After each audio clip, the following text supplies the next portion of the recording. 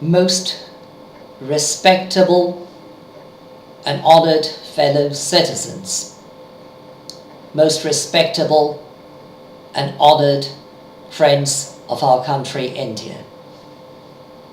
Good evening. I crave leave to extend my most cordial, respectful, sincere and warmest greetings to all of you on this, our Republic Day, the 26th of January. It is indeed the year 2016. It is almost midnight here in India. India celebrated her Republic Day today. Many activities took place today. Indeed, India celebrated this Republic Day as lavishly as she celebrated her Independence Day on the 15th of August of the year 2015 and the preceding years. No doubt, many of us can be proud of this special occasion. Indeed, many of us can be proud of being citizens of this country. But the question remains, are we truly independent? Are we truly worthy to be citizens of a republic like India? Even today, heinous crimes like human trafficking and illegal slavery, even slavery of Indians, continue practically, and indeed they're increasing to an alarming state. My late grandfather, Captain Dr. GHOSHAL, then also the Zamindar of Akhainagar and Harendranagar of SUNDERBANS, having served in the Indian Army as a physician during the First World War, joined the Indian Congress movement, headed and led by Dr. Bidhan Chandra Roy. And no doubt, my family members had to suffer much in those days. They were persecuted. They were even considered to be outlawed to some extent, although the movement was a movement of and for freedom. No doubt I remain grateful to those people who sacrificed themselves, indeed even their dignity, their freedom, their comfort, in the movement achieving the independence concerned. But was it really their goal to see an India being battered by various heinous crimes like human trafficking and illegal slavery? Were they expecting an India to be battered and indeed detrimented, even undermined by various types of corruption, mainly bribery? I think not. Their aim was to see a free India, free and independent India, consisting free and independent citizens. Their aim was to see that our children and youths would be educated properly, indeed also properly nourished.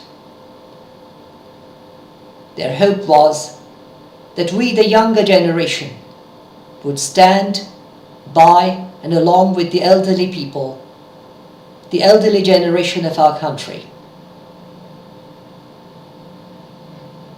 They taught us, if we of course learned their teaching, accepted their teaching and learned the same, to help the infirmed, the handicapped, the disabled.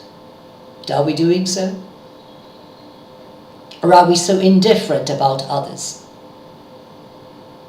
Why do we forget the fact that what we do for our country today, we do for our own children and grandchildren, for the days to come, the years to come, the ages to come?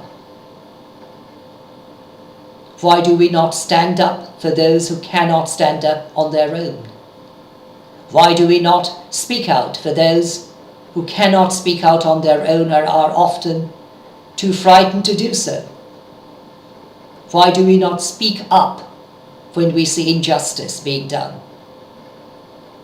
It does not help anybody when we talk against injustice or about injustice among us only and do nothing to discourage such injustice within the framework of the law. The preamble of our Constitution ensures that all are equal, as does our Constitution, which was promulgated on the 26th of November of the year 1949, prior to our country's becoming a republic.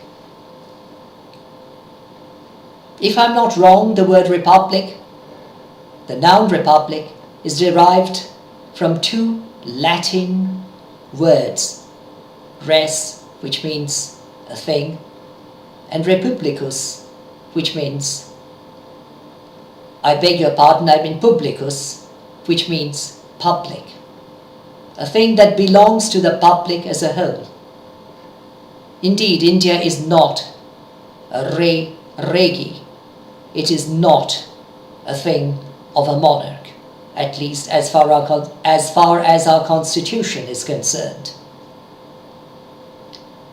But what about us, the citizens of India? Are we doing our part? Are we contributing to the best of our ability to ensure that India is worthy of its constitution? If not, do we ask ourselves why not?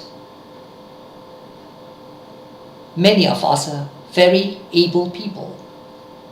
Many of us are influential. Many of us are wealthy. Many of us are strong. Many of us are committed.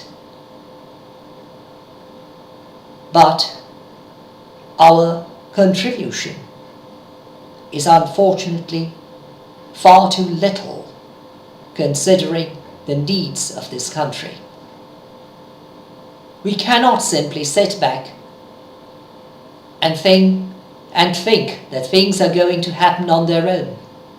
No, that would be wrong. It is wrong not to speak out against injustice when we see injustice being done. It is wrong not to speak up when we see people are being victimized. Indeed, our fellow citizens and guests in this country, the visitors who come to our country, are being victimized. It is wrong not to do the right thing when we can do so. Our lives may be short ones, but during these short lives of ours, we can do something and achieve something. When I was a little boy, I read a fable. It was about a crow, a very thirsty crow, during a season of drought. According to the fable, the crow flew over the whole land and found no water except in a very narrow, narrow well. The crow did not venture to fly into the well because it was so narrow and deep, but it was struck by an idea. It saw pebbles, even little pebbles, lying around the well, and it began to pick one pebble upon another and throw those pebbles into the well until the water rose and the crow could quench its thirst. I believe this fable has a strong morale. This fable teaches me and taught me indeed that the little we have, we can contribute. It may be very little, but if we do our best, we can achieve something. Why do we not come forward to drop pebbles into the well of justice and ensure that the level of justice rises? Maybe some other people of our country who are better able will come forward and drop even a boulder or a large rock into the well. But we can play our part in doing even the little we can, provided we do our best. Therefore, I invite, request, and urge you once again, most respectfully, indeed most earnestly and explicitly, to come forward and join me in my campaign in combating heinous crimes like illegal slavery and indeed bribery. Thank you once again most cordially for listening to this message of mine and doing your part. God bless. Jai Hind.